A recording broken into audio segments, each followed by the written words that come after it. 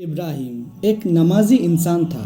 وہ 5 وقت کی نماز پڑھتا، تہجد بھی ادا کرتا، روزے رکھتا، دان دیتا اور حج بھی کر چکا تھا۔ لیکن اس میں ایک بری عادت تھی، وہ لوگوں کو بہت آسانی سے اپمانت کر دیتا تھا اور ان کا حق مار لیتا تھا، لوگوں کو تکلیف دیتا تھا۔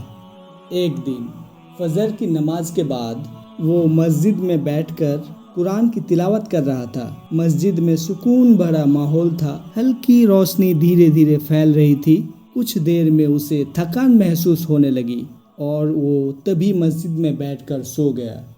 اچانک ابراہیم نے دیکھا کہ وہ قیامت کے میدان میں کھڑا ہے۔ چاروں طرف لوگ رو رہے ہیں، بھاگ رہے ہیں، چیخ پکار مچی ہوئی ہے۔ کچھ لوگ خوش ہیں جبکہ کچھ لوگ ڈر سے کانپ رہے ہیں۔ اس کا نام پکارا گیا اور وہ حساب دینے کے لیے اللہ کے دربار میں حاضر ہوا۔ فرشتوں نے اس کا اعمال نامہ کرم کا لکھا چوکھا کھول دیا۔ تب اسے ایک حدیث یاد آئی۔ اللہ رسول صلی اللہ علیہ وسلم نے فرمایا، قیامت کے دن ہر انسان کو اس کا حساب دینا ہوگا اور کوئی کسی کا نیکیاں نہیں لے سکے گا اگر اس نے دنیا میں کسی پر ظلم نہیں کیا ہو۔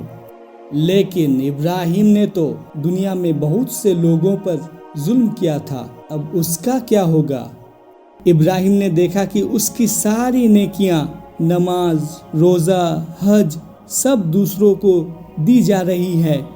پہلا شخص بولا فرشتوں کو، اس ابراہیم نے میرا قرض نہیں چکایا۔ تب فرشتوں نے اسے ابراہیم کے حج کی نیکیاں دے دی گئی۔ دوسرے شخص نے بولا، اس نے مجھے بے وجہ گالی دی اور اپمانت کیا تھا، اسے ابراہیم کی روزے کی نیکیاں دے دی گئی۔ تیسرے شخص نے بولا، اس نے میرا حق مارا تھا، اسے بھی ابراہیم کی زکوٰۃ کی نیکیاں دے دی گئی۔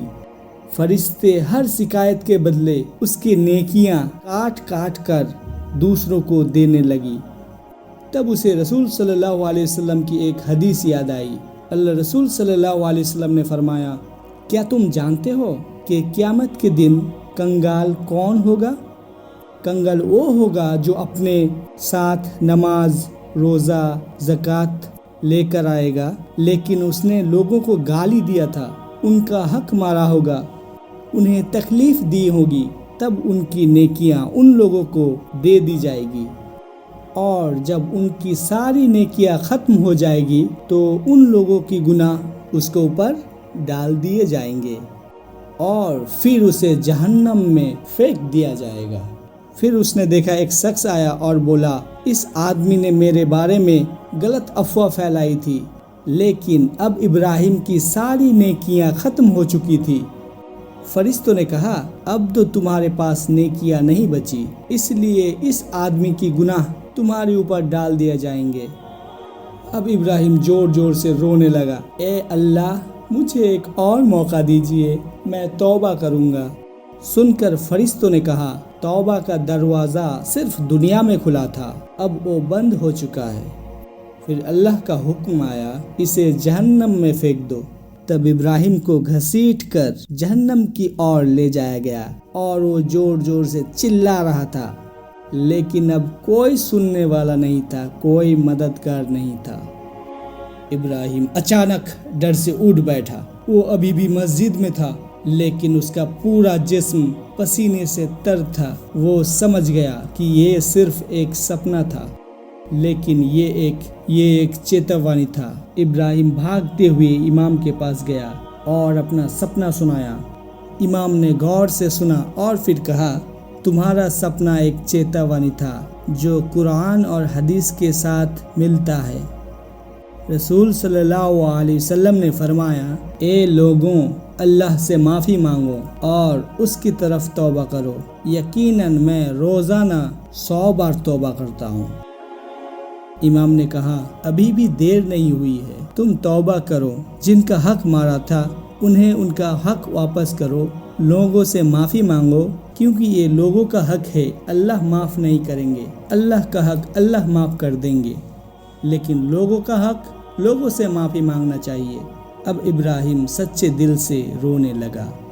اس نے کہا، اے اللہ، میں نے بہت غلط کیا ہے، مجھے معاف کریں، اب سے میں کبھی کسی کا حق نہیں ماروں گا۔ اس کے بعد اس نے جس کا بھی حق مارا تھا انہیں اس کا حق لوٹا دیا۔ اس نے معافی مانگی اور ہر دن توبہ کرنے لگا۔ یہ ایک کالپنک کہانی ہے حدیثوں کو آسانی سے سمجھنے کے لیے۔ بھائی اور بہنوں، اس کہانی سے ہمیں یہ سیکھ ملتی ہے، اللہ کی حق توبہ کرنے سے اللہ معاف کر دے گا، لیکن انسانوں کا حق آپ کو انسانوں سے معافی مانگنا چاہیے، تبھی اللہ معاف کریں گے۔ اگر انسانوں کا حق آپ نے ادا نہیں کی، معافی نہیں مانگے، تو اس قیامت کے دن آپ کو آپ کا عمل، آپ کا نیکی انہیں دینا پڑے گا۔ حدیث نمبر ڈسکرپشن میں دے دیا گیا ہے، آپ لوگ چیک کر سکتے ہیں۔ بخاری اور مسلم۔